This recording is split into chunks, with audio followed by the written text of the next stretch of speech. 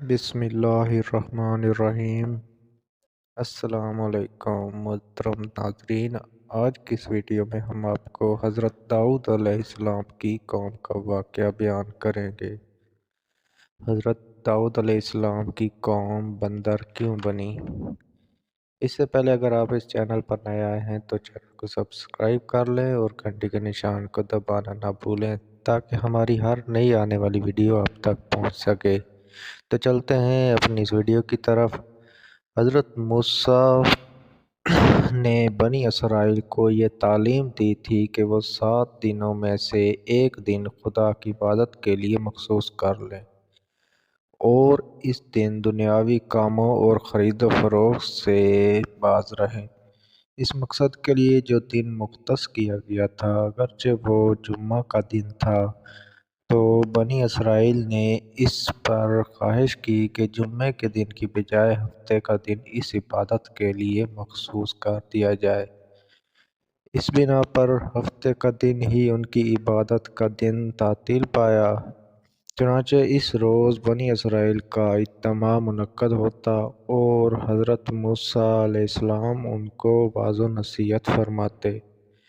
اس طرح کئی سال گزر گئے اور بنی اسرائیل ہفتے کا دن اللہ تعالیٰ کی عبادت کرنے کا دن سمجھتے تھے، چنانچہ وہ اس دن کسی اور کام کو ہاتھ نہیں لگاتے تھے اور اس دن خدا کی عبادت اور تسبیح میں مشغول رہتے تھے۔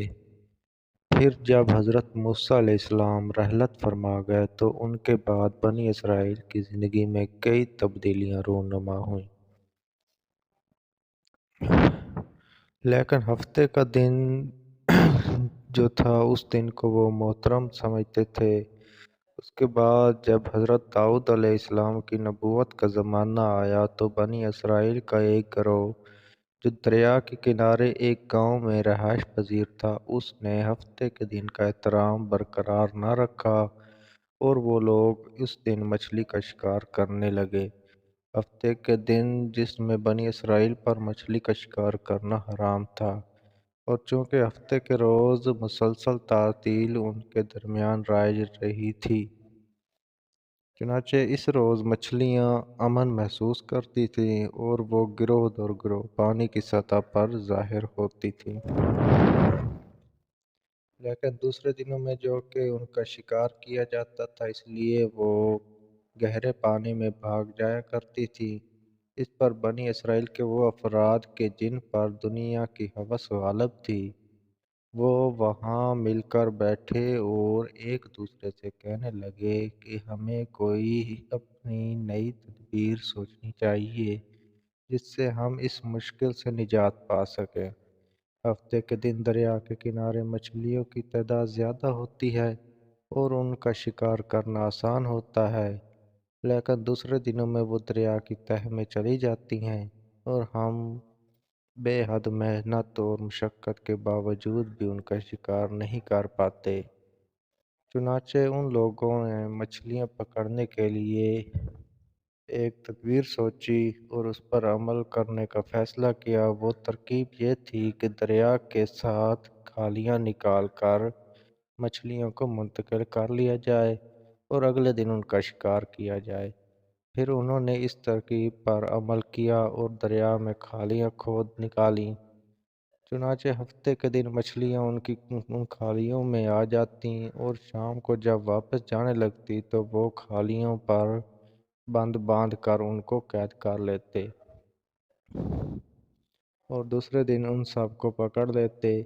ایک اور روایت کے مطابق وہ لوگ جمعے کے دن گڑھے کھودتے اور پھر چھوٹی چھوٹی نالیوں کے ذریعے سے انہیں دریا سے ملا دیتے۔ اس طرح ہفتے کے دن مچھلیاں ان گڑھوں میں جمع ہو جاتیں اور اتوار کے دن وہ ان کا شکار کرتے۔ اس موقع پر بنی اسرائیل 3 گروہوں میں بٹ گئے۔ پہلے گروہ میں وہ لوگ شامل تھے جنہوں نے اللہ کے حکم کی مخالفت کی اور کھلم کھلا اس گناہ کا ارتکاب کرنے لگے۔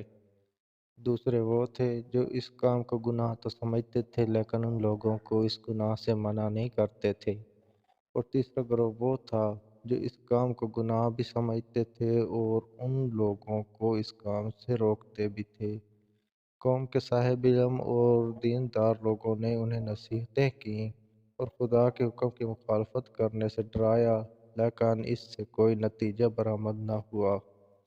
اس طرح کافی مدت گزر گئی اور دیندار لوگ ان گناہ گار لوگوں کو واعظ و نصیحت کرتے رہے۔ اس موقع پر وہ لوگ اس کام کو گناہ سمجھتے تھے لیکن امر بالمعروف نہیں کرتے تھے۔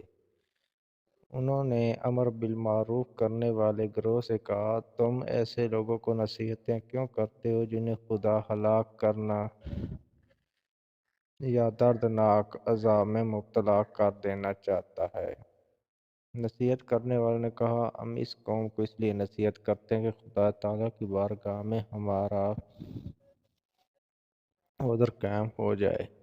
بہرحال ان صاحبان علم کی باتیں مؤثر ثابت ہوئیں اور وہ لوگ اپنے بنائے ہوئے طریقے سے مچھلیاں پکڑنے میں مشغول رہے، بلکہ وہ تو اپنی اس غلط حرکت پر خوش ہوتے اور اسے اپنی کامیابی خیال کرتے تھے۔